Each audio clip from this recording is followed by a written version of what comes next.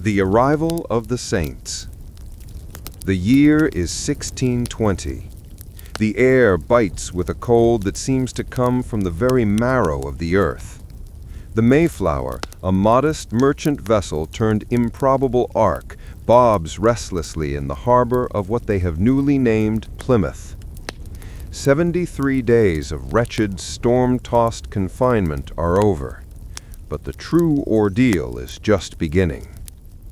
Patience Whipple, barely 18, steps onto the frozen sand. Her body, already thinned by the voyage's meager rations and constant seasickness, shivers inside her worn, dark woolen gown. She is not a saint, the pious separatists who dominate the passenger list, but one of the strangers, hired help and indentured servants who make up the colony's practical core. Her job, to assist the elder Brewster's wife and, more pressingly, to simply survive. The sight before them is not the gentle, fertile paradise of their hopes. It is a bleak, unforgiving expanse of scrub, towering, unfamiliar forests, and a silence more oppressive than any European city's din. The native people, the Wampanoag, are nowhere to be seen, a terrifying absence. 2. Building the impossible. The first few weeks are a blur of frantic, desperate labor. The men, weakened and unskilled in frontier survival, struggle to chop the vast ancient trees with inadequate tools.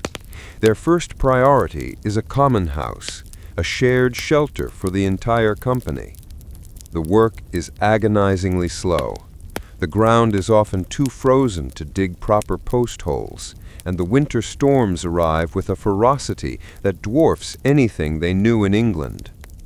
Patience finds her own role, a practical one born of necessity. She is small, quick, and surprisingly adept at foraging for mussels and clams along the freezing shoreline, a vital supplement to the meager salted rations. She also tends to the sick, a grim, thankless task that quickly defines the colony's existence. 3. The Great Mortality. The first winter, the starving time in Jamestown's memory, is worse than any fever dream. It is a brutal, methodical purge. By March of 2021, only 53 of the original 102 passengers remain alive. At the peak of the sickness, 2 or 3 die every day. Patience sees things that will haunt her for the rest of her life. She watches as the great, pious leader, John Carver, withers and dies, his body failing after months of ceaseless toil and anxiety.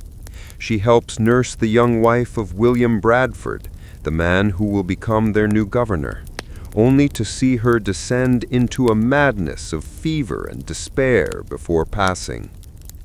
The dead are buried in unmarked graves, secretly leveled and planted over with corn seed, out of fear that the local natives, if they were watching, would realize the devastating weakness of the newcomers. This act, born of terror, is a profound psychological scar on the survivors. Every time Patience walks over the small hill where their friends lie, she is reminded that they are living on borrowed time, concealed only by a thin layer of soil and a terrible secret. Part 2. The Unseen Helpers and the Shock of Peace. 4. Samoset and Squanto, the Hand of Providence. Just when all hope seems lost, when the handful of survivors are too weak to hunt, fish, or even stand properly guard, salvation arrives. It begins in March, with a lone Wampanoag man walking boldly into their pitiful settlement, announcing in broken English, "Welcome." His name is Samoset. His presence is a miracle, not only because he speaks their tongue, having learned it from fishermen on the coast of Maine, but because he brings with him a man whose knowledge is the key to their survival, Tisquantum, or Squanto. Squanto's story is the first truly astonishing, bewildering twist of their new life. He is not just a translator, he is a man of the region, captured years earlier and taken to Spain as a slave, only to escape, make his way to London, learn English, and finally, after years of unbelievable